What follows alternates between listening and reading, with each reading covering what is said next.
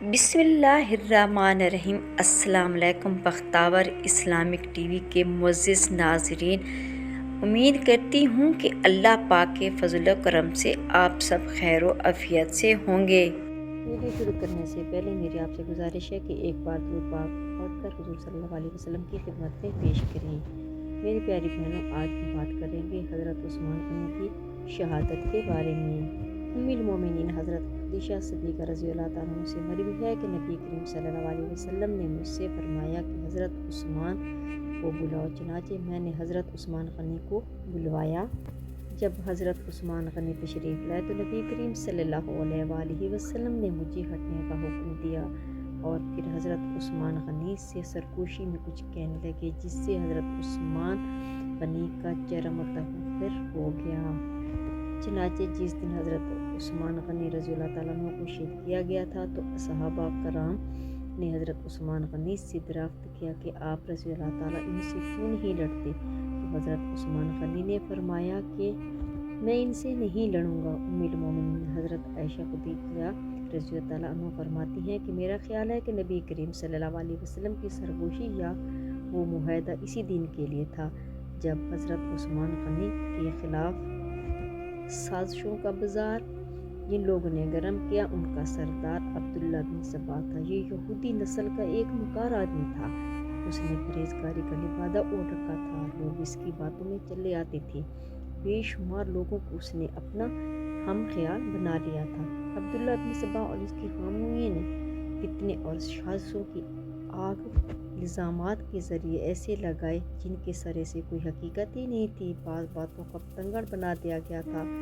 बागियों ने उनके घर को कई दिन तक घेरे में रखा। इन दिनों इन ज़ालिमों ने बहुत घटिया हरकत की। उनके घर में पानी और खुराक तक जाने से रोक दिया। एक रोज़ उम्मुल मोमिनीन से उम्मे हबीबा रज़ियल्लाहु तआला अन्हा कुछ चीज़ें खाने पीने की लेकर हज़रत उस्मान गनी के घर तक जाने की कोशिश की, लेकिन उन ज़ालिमों ने उनकी बेअदबी की और आगे ना जाने दिया। मदीने में जितने भी बुजुर्ग और जलील क़द्र सहाबा मौजूद थे, इन सब ने बागियों को बहुत समझाया, लेकिन बागियों ने उनका भी लिहाज ना किया, कोई बात ना माने। फिर भी 700 बहादुर मुसलमान हथियार लगाकर किसी न किसी तरह हज़रत उस्मान गनी के पास पहुँच गए और उम्मुल मोमिनीन से कहा, अगर आप इजाज़त दें तो हम इन बागियों से लड़ें। इस पर हज़रत उस्मान गनी ने फरमाया, मैं तुमसे लोगों को अल्लाह का वास्ता देता हूँ कि कोई शख्स मेरे लिए खून ना बहाए। इस पर चंद नौजवानों के सिवा न चाहते हुए भी बाकी लोग वापस चले गए, लेकिन गवारा ना किया कि लोग इनकी खातिर एक दूसरे का खून बहाएं। हज का महीना शुरू हुआ तो हज़रत उस्मान गनी ने हज़रत इब्न अब्बास को, जो कि आप रज़ियल्लाहु तआला अन्हु के मकान के बाहर पहरा दे रहे थे, उनको बुलाया। उनसे कहा कि मैं तुम्हें इस साल अमीर हज मुकर्रर करता हूँ। हज़रत इब्न अब्बास रज़ियल्लाहु तआला अन्हु ने अर्ज़ किया कि मेरे लिए इन शरपसंदों से लड़ना हज करने से ज़्यादा अफसल है। हज़रत उस्मान गनी अल्लाह ताला ने फरमाया, नहीं, तुम इनसे नहीं लड़ोगे और मैं तुम्हें लोगों पर अमीरुल हज मुकर्रर फरमाता हूँ। चुनाचे हज़रत इब्न अब्बास रज़ियल्लाहु तआला अन्हु ना चाहते हुए हज़रत उस्मान गनी के हुक्म को तस्लीम कर लिया। इधर मदीने में ये हो रहा था, उधर मक्के में हज हो रहा था। अक्सर लोग हज के लिए गए हुए थे। बागी भी ये सोच रहे थे कि हज के बाद मदीने का रुख करेंगे और मौका हाथ से निकल जाएगा। चनाचे वो उधर हज़रत उस्मान गनी के कत्ल का मशवरा करने लगे। हज़रत उस्मान गनी नाव को इनके इरादे की खबर हुई तो उन्होंने मकान की छत पर खड़े होकर बागियों के सामने ये तकरीर की, लोगों, आखिर तुम मुझे किस जुर्म में कत्ल करना चाहते हो। मैंने नबी करीम सल्लल्लाहु अलैहि वसल्लम से सुना है कि किसी मुसलमान का खून माँ सवा 3 बातों के हलाल नहीं। नंबर 1, या तो इस्लाम लाने के बाद इससे फिर जाए, या शादी के बाद बदकारी करे, या किसी को नाहक कत्ल करे। अल्लाह की कसम, मैंने इन 3 कामों में से कोई काम नहीं किया, फिर भी तुम मुझे नाहक कत्ल करना चाहते हो। अल्लाह की कसम, अगर तुमने मुझे कत्ल कर दिया तो फिर कभी एक साथ तुम नमाज नहीं पढ़ सकोगे और ना ही तो कभी एक दूसरे के साथ मिलकर जहाद कर सकोगे और तुम आपस में बट जाओगे, यहाँ तक कि तुम एक दूसरे के दुश्मन बन जाओगे। फिर हज़रत उस्मान गनी रज़ियल्लाहु तआला अन्हु ने सूरत हुद की ये तिलावत की, ऐ मेरी कौम, ضد تمہارے لیے اس کا باعث نہ بن جائے کہ تم پر بھی اسی طرح مصیبتیں نازل ہوں جیسے قوم نوح علیہ السلام، قوم ہود علیہ السلام، قوم صالح علیہ السلام یا قوم لوط علیہ السلام پر نازل ہوئیں، اور وہ وقت عن قریب آنے والا ہے۔ کتب سیر میں منقول ہے کہ حضرت عثمان غنی رضی اللہ عنہ نے شعر پسندوں کو مخاطب کرتے ہوئے فرمایا: اے لوگو، تم مجھے ایسی باتوں پر لعن طعن کرتے ہو جو تم نے حضرت عمر فاروق رضی اللہ تعالیٰ عنہ کے دور خلافت میں منوعاً قبول کی۔ میں نے تم سے نرمی برتی اور مروت سے کام لیا، اس لیے تمہاری یہ جرأت ہوئی کہ تم آج اس حد تک چلے گئے۔ میں تمہارا مسلمان بھائی ہوں اور جہاں تک میرے بس میں تھا میں نے تمہاری اصلاح کی کوشش کی۔ میں تمہیں اللہ کی قسم دے کر پوچھتا ہوں کہ کیا تم نے حضرت عمر فاروق رضی اللہ تعالیٰ عنہ کی شہادت کے وقت اللہ تبارک سے یہ دعا نہ مانگی تھی کہ اللہ ایسی ہستی کو تم پر امیر بنائے جو تم سب کے لیے قابل احترام ہو؟ کیا تم میرے سابقہ علیہ السلام ہونے کو نہیں جانتے؟ کیا تم نہیں جانتے کہ دین اسلام کے لیے میری خدمات ہیں؟ انہیں یاد دلائے کہ نبی کریم صلی اللہ علیہ وسلم جب مدینہ تشریف لائے تھے تو مسجد نبوی کے لیے جگہ تنگ تھی۔ آپ صلی اللہ علیہ وسلم نے اعلان فرمایا تھا کہ جو شخص مسجد کے لیے زمین خریدے گا اسے جنت میں جگہ ملے گی، تو میں نے یہ جگہ خرید کر مسجد نبوی میں شامل کی تھی، لیکن آج تم مجھے اس مسجد میں نماز پڑھنے سے روکتے ہو۔ ہجرت کے بعد سارے مدینے میں بس ایک ہی کنواں تھا۔ نبی کریم صلی اللہ علیہ وسلم نے یہ اعلان فرمایا تھا کہ جو شخص اس کنویں کو خرید کر مسلمانوں کے لیے پانی عام کرے گا تو اس کے لیے جنت ہے۔ کیا تمہیں علم نہیں کہ میں نے ہی یہ کنواں خرید کر مسلمانوں کے حوالے کیا تھا، لیکن آج تم نے اس کا پانی مجھ پر بند کر دیا ہے۔ نبی کریم صلی اللہ علیہ وسلم کے ساتھ میرا کیا تعلق تھا، کیا تم یہ بھی نہیں جانتے؟ ان کی یہ تمام باتیں بھی پتھر دل باغیوں کو نہ ہلا سکیں۔ حضرت عثمان غنی کا خطاب سن کر شعر پسندوں سے آواز ہے کہ بے شک آپ رضی اللہ تعالیٰ عنہ نیکی اور بھلائی کے کاموں میں سبقت لے جانے والے ہیں، مگر آپ رضی اللہ تعالیٰ عنہ کو خلافت سے ہٹائے بغیر پیچھے نہیں ہٹیں گے۔ روایات میں آتا ہے کہ حضرت عثمان غنی کی اس تقریر کے بعد شعر پسندوں نے آپ رضی اللہ تعالیٰ عنہ کے مکان کے گرد گھیرا مزید تنگ کر دیا اور سختی کے ساتھ کھانے پینے کی چیزوں کو اندر جانے سے روک دیا۔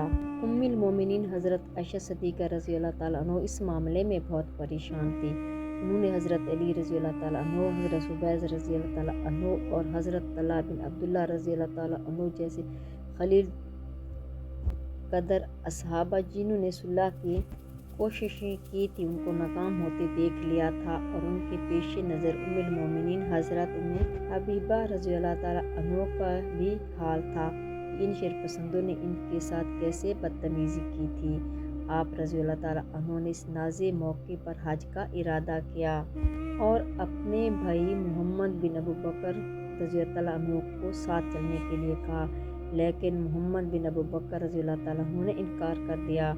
ام المومنین حضرت عائشہ صدیقہ رضی اللہ تعالیٰ عنہ نے اپنے بھائی محمد بن ابو بکر رضی اللہ تعالیٰ عنہ سے کہا کہ اگر میرے بس میں ہوتا کہ میں ان شعر پسندوں کو باز رکھ سکوں تو اس کے ناپاک ارادے کو پورا نہ ہونے دوں۔ کتب سیر میں منقول ہے کہ حضرت عثمان غنی کے مکان کے محاصرے کو جب 40 دن گزر گئے اور آپ رضی اللہ عنہ کا پانی اور کھانا بند کر دیا گیا تھا اور آپ رضی اللہ تعالیٰ عنہ مسلسل روزے رکھ رہے تھے، اسی دوران آپ رضی اللہ تعالیٰ عنہ کو نبی کریم صلی اللہ علیہ وسلم کی زیارت بشہادت نصیب ہوئی۔ نبی کریم صلی اللہ علیہ وسلم کے ہمراہ حضرت ابو بکر صدیق رضی اللہ تعالیٰ عنہ اور حضرت عمر فاروق رضی اللہ تعالیٰ عنہ بھی تھے۔ حضور کریم صلی اللہ علیہ وسلم نے حضرت عثمان غنی رضی اللہ تعالیٰ عنہ کو مخاطب کرتے ہوئے فرمایا: عثمان، مجھے معلوم ہے کہ تم مسلسل روزے سے ہو اور تمہیں بہت پیاس لگی ہوئی ہے، تم فکر نہ کرو، کل کا روزہ تم میرے پاس حوض کوثر کے پانی سے کھولو گے، یہ ظالم تمہیں شہید کر دیں گے۔ حضرت عثمان غنی رضی اللہ تعالیٰ عنہ حضور نبی کریم صلی اللہ علیہ وسلم کی زیارت اور بشارت سے بہت خوش ہوئے اور آپ رضی اللہ تعالیٰ عنہ نے اس بات کا تذکرہ اپنی زوجہ حضرت نیلہ رضی اللہ تعالیٰ عنہ سے کیا۔ حضرت عثمان غنی رضی اللہ تعالیٰ عنہ کو حضور کریم صلی اللہ علیہ وسلم کی زیارت باشہادت کے بعد اس بات کا یقین ہو گیا کہ اب ان کی شہادت کا وقت نزدیک آ گیا ہے۔ آپ رضی اللہ تعالیٰ عنہ نے اپنے تمام غلاموں کو بلا کر ان کو آزاد کر دیا، لیکن انہوں نے آپ رضی اللہ تعالیٰ عنہ کا ساتھ چھوڑنے سے انکار کر دیا۔ 18 ذی الحجہ 35 ہجری بظہر جمعہ حضرت عثمان غنی رضی اللہ تعالیٰ عنہ قرآن پاک کی تلاوت میں مصروف تھے۔ آپ رضی اللہ تعالیٰ عنہ کی زوجہ حضرت نیلہ رضی اللہ تعالیٰ عنہ بھی آپ کے پاس موجود تھیں۔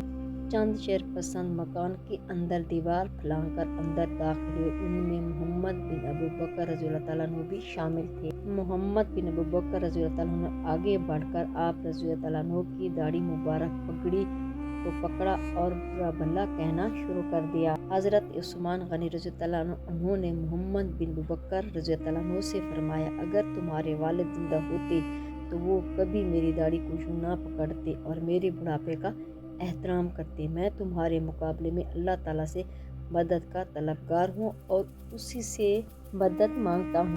محمد بن ابو بکر رضی اللہ عنہ نے جب یہ بات سنی تو ڈر کر پیچھے ہٹ گئے اور واپس چلے گئے۔ روایات میں آتا ہے کہ شیر پسندوں نے جب حضرت عثمان غنی کو شہید کرنے کے لیے مکان پر باقاعدہ حملہ کیا تو اس وقت حضرت عثمان غنی رضی اللہ عنہ کی حفاظت پر تعینات حضرت امام حسین رضی اللہ تعالیٰ عنہ، حضرت عبد بن زبیر رضی اللہ تعالیٰ عنہ اور دیگر نے ان سازشوں کو روکنے کی کوشش اور ان کے مقابلے کر کے پیچھے ہٹنے پر مجبور کر دیا۔ حضرت عثمان رضی اللہ تعالیٰ عنہ نے جب لڑائی کی صورتحال دیکھی تو آپ رضی اللہ عنہ نے انہیں لڑائی کرنے سے منع کیا اور فرمایا کہ میں کسی مسلمان کا خون بہانا نہیں چاہتا۔ جس وقت شیر پسندوں نے حضرت عثمان غنی کے مکان پر حملہ کیا، حضرت عبداللہ بن اسلام رضی اللہ تعالیٰ عنہ تشریف لائے اور ان کو مخاطب کرتے ہوئے فرمایا، اے لوگے، میں تمہیں اللہ تبارک تعالیٰ کے قہر سے ڈراتا ہوں۔ اگر تم نے عثمان رضی اللہ عنہ کو قتل کر دیا تو اس کی معافی تمہیں کبھی نہیں ملے گی، اور اللہ تعالیٰ ایک عثمان رضی اللہ عنہ کے بدلے 80,000 کو قتل کرے گا۔ جب تک حضرت عثمان رضی اللہ عنہ زندہ ہیں، مدینہ منورہ کی حفاظت فرشتے کر رہے ہیں، اور جب تم عثمان رضی اللہ عنہ کو قتل کرو گے تو یہ فرشتے یہاں سے چلے جائیں گے۔ حضرت عثمان غنی بروز شہادت روزے سے تھے جب شیر پسندوں نے آپ رضی اللہ عنہ پر حملہ کیا۔ آپ رضی اللہ عنہ نماز سے فارغ ہونے کے بعد قرآن مجید کی تلاوت میں مصروف تھے۔ آپ نے شیر پسندوں کو مخاطب کرتے ہوئے فرمایا، حضور کریم صلی اللہ علیہ وسلم نے مجھ سے ایک عہد لیا تھا، میں آج بھی اس عہد پر قائم ہوں۔ حضرت محمد ابو بکر رضی اللہ عنہ کے جانے کے بعد سودان بن عمران اور ان کے ساتھی آگے بڑھے اور انہوں نے حضرت عثمان غنی رضی اللہ عنہ کو شہید کرنے کا ارادہ کیا۔ اسی دوران ایک ظالم جس کے ہاتھ میں لوہے کا ہتھیار تھا، اس نے وہ ہتھیار حضرت عثمان غنی رضی اللہ عنہ کے سر پر دے مارا۔ اسی دوران سودان بن عمران تلوار لیے آگے بڑھا اور آپ رضی اللہ عنہ کو للکارتے ہوئے بولا، اے عثمان رضی اللہ عنہ، تو کس دین پر ہے؟ حضرت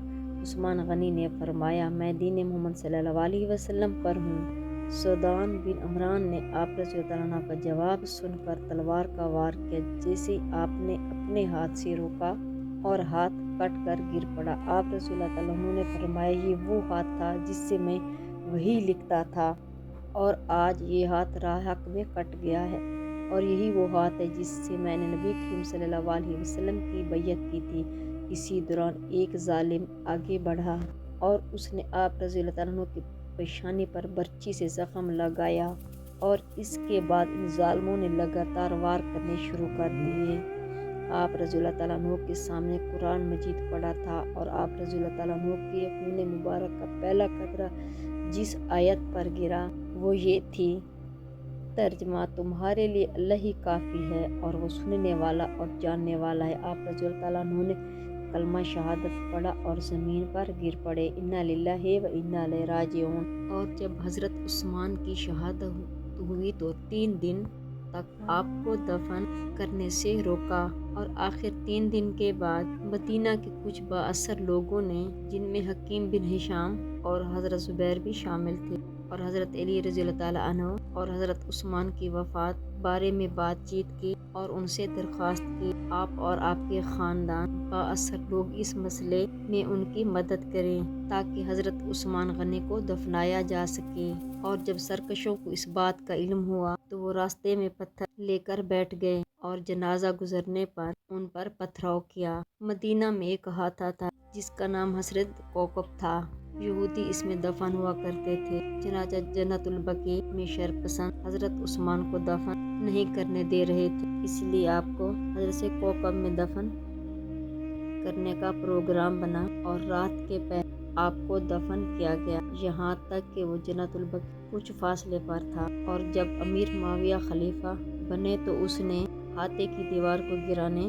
حکم دیا اور لوگوں کو تلقین کہ وہ اپنے مردوں کو یہاں پر دفن کریں تاکہ یہ علاقہ پھیل کر جنت البقیع میں شامل ہو جائے۔ آپ اس بات سے اندازہ لگا سکتے ہیں کہ نبی کریم صلی اللہ علیہ وسلم کی اصحابی کے ساتھ کس طرح کا سلوک گوارا رکھا گیا تھا، لیکن انہوں نے ایک دفعہ بھی اپنی ذات کے بارے میں نہیں سوچا۔ ان کے قریبی دوستوں نے اور بہت زور لگایا مگر اس نے کسی کو اجازت نہ دی، کیونکہ وہ نہیں چاہتے تھے کہ مسلمانوں کی تلواریں آپس میں ٹکرائیں اور ایک انسان کو بچانے کی خاطر بہت سے مسلمانوں کا ناحق خون بہے۔